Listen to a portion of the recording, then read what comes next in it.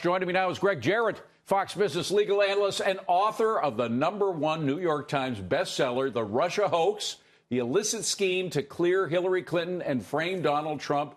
People can't get enough. I'm surprised it's still in print. This must be like the 10th printing or They're something. doing a second printing right now. Good for you. All right, Bruce Ohr. A lot of us suspected when he was going to be speaking in those closed-door hearings, about which we're hearing more now, thanks to some sources inside there, that we weren't going to hear much. He's telling us a lot, particularly about Andrew Weissmann, who is now a member of the Mueller team. That's right. He, in fact, is the lead attorney on the Mueller special counsel probe. His tentacles are on every aspect of that case, which means the entire case has been corrupted and tainted by his actions, because Weissmann was in on the Russia hoax, using false intelligence, a phony document, to try to frame Donald Trump. He knew, and the FBI and the DOJ knew, that the document was inherently suspect because they never verified it or corroborated. They knew that Christopher Steele, who composed it, was not credible and, in fact, had been fired for lying. And they also knew, according to Bruce Ohr, that Ohr's wife had worked on the dossier, and they were both getting paid for peddling this document, which, by the way, is 3 different felonies. Well, if you're honest about that, apparently the one thing that Bruce Ohr was honest about was informing the people at the FBI and the other people that indeed his wife was working for Fusion GPS. Should they not have been aware of the political orientation of that organization? Oh, it should have been a red flag, a big red flag. They should have, therefore, severed all contact with Christopher Steele, taken his dossier and thrown it in the garbage. The reason that Bruce Ohr is now squealing is because he's in legal jeopardy. He never disclosed the income his wife was getting as required by federal regulations. And that's filing a false government report, which is a crime. All right, let's talk about Mueller, because he did dismiss at least from his team, Peter Strzok. He was still working for the FBI when it was discovered. All those messages with his lover was discovered, how vehemently anti-Trump he was, and how he had this insurance policy, et cetera. Isn't it incumbent upon Mueller at this point to dismiss Weissmann, knowing what we now know? Absolutely. That would be the right and ethical and legal thing to do, because the presence of Weissmann for all these months has, as I say, corrupted and tainted all of the evidence. Under the exclusionary rule, under normal circumstances, none of it could be used. He should fire Weissmann, and he should terminate his own special counsel probe. Do you think he will? No, he won't do it.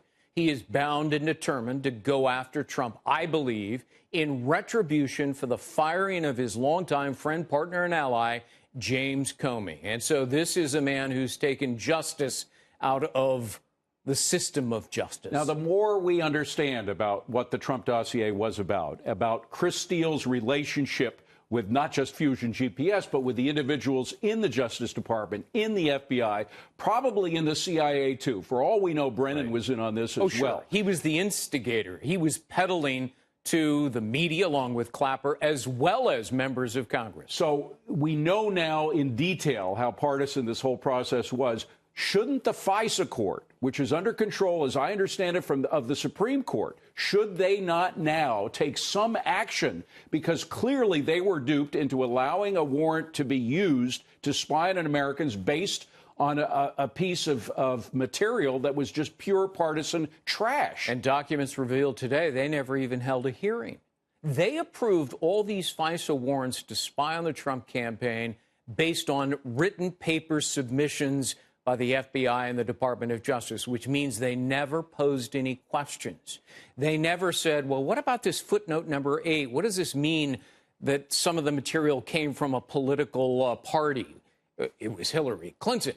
Had they done their proper job and asked discerning, proper questions, they would have gotten to the bottom of it, and they would have rejected the wiretap warrant. Shouldn't the Chief Justice of the Supreme Court take actions on his own to try to straighten things out in the FISA courts, because they still have the power to spy on Americans? He appointed all 11 members of the FISC, the FISA court, and he is in charge of them. He should direct Rosemary Collier, the presiding judge, to hold a hearing, a show cause hearing, why people shouldn't be held in contempt. haul the Department of Justice, the FBI in front of them, and have them explain themselves. And if they don't to the satisfaction of the court, if the court believes there was a fraud on the court, and surely there was here, then they should make a criminal referral to the Department of Justice against the DOJ officials and the FBI.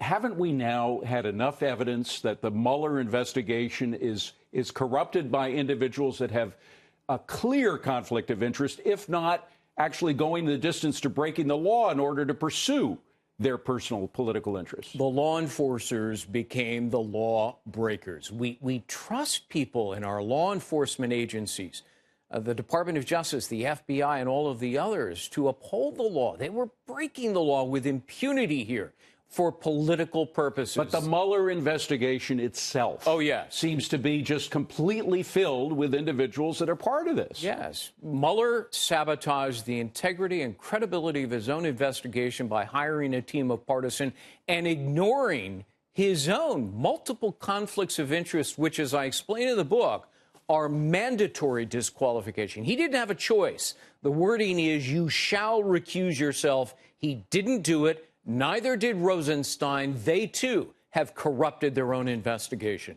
Greg mentioned the book. This is the book. Look for this book on Amazon. If they have it in stock, let's hope that they do, because he's got more to sell. Or bookstores. Okay. You get it in bookstores nationwide.